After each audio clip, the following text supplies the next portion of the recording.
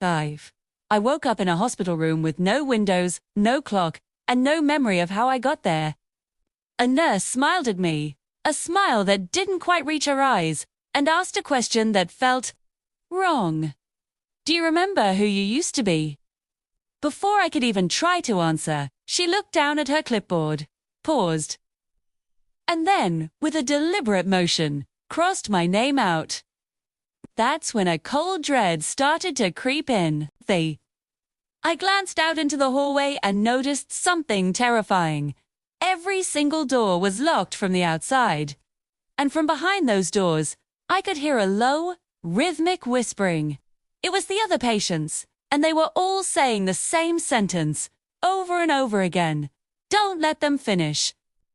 The whisper was a chilling chorus, a warning that echoed in the sterile air. Because once this hospital finishes with you, one voice rasped as I passed, you don't die. You're erased. The whole situation felt like a bad joke, so I tried to laugh it off. So, when do I get discharged? Oh, I asked the nurse, trying to sound casual. She just gave me that same empty smile and said, when you forget why you asked.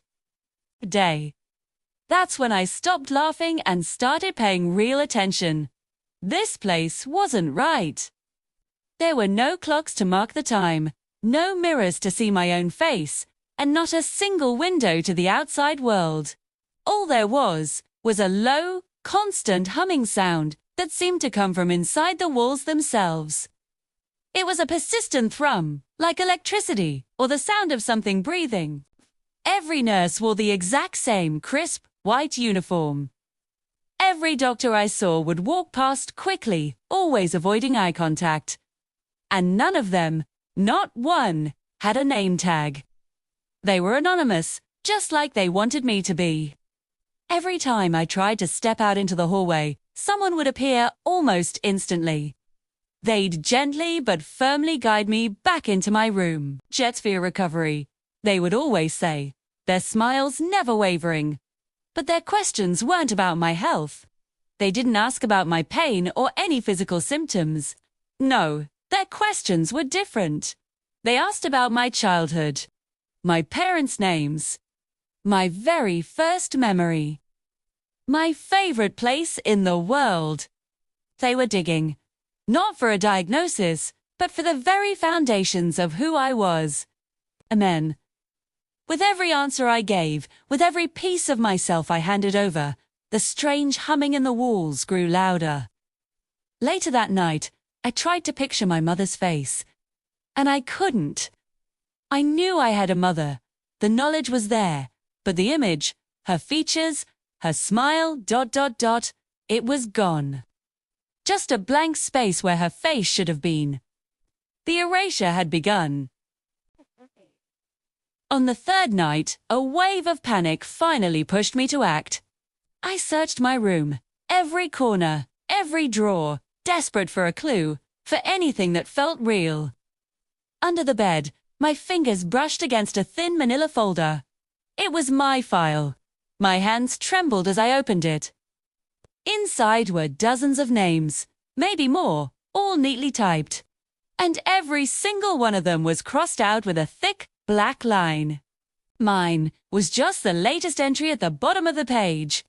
Then I turned to the next page, and the words printed there made my blood run cold. Patient identity degradation, 87% complete. Just 7%. What happened at 100? The next line gave me the answer. Once forgotten, patients are ready for reassignment. Reassignment. It sounded so clinical, so sterile, but I knew it meant something monstrous. I had to get out. I had to know what was happening here. I bolted from my room and ran into the hallway. It seemed to stretch on forever, an impossible, sterile tunnel under the humming fluorescent lights. Doors lined both sides, an endless row of prisons. I peered through the small window of one door. Inside, a man sat on the edge of his bed, just staring blankly at his own hands. I knocked softly on the glass. He looked up, his eyes vacant. "Do you know who you are?" I mouthed through the door. He leaned closer, and his whisper was barely audible. I think I was someone." Behind him, the wall seemed to ripple, to pulse, almost as if it were alive. I backed away, my heart pounding, and ran. At the very end of the impossibly long hall was a single door, different from the rest. It was heavy, steel, and a small plaque on it read, "Archive Ward." This had to be it. This had to be where the answers were. With no one around, I managed to force the door open. Inside wasn't a medical facility. It was a library of lives. Shelves stretched from floor to ceiling, packed with files, videotapes, and mountains of documents. Each file was a person.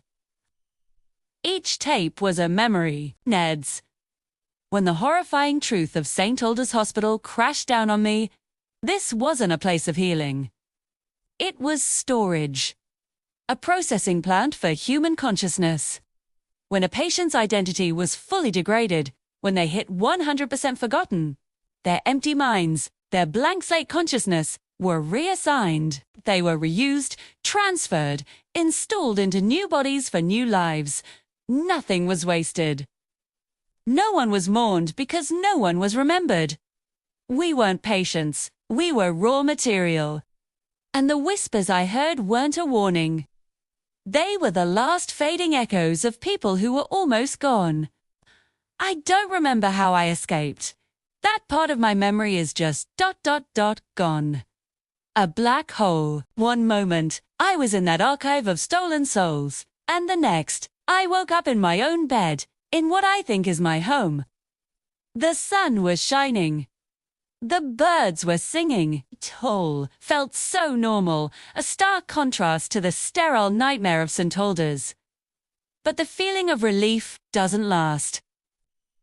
Sometimes, late at night, when the house is quiet, I hear it. A faint, low humming sound, just on the edge of my hearing.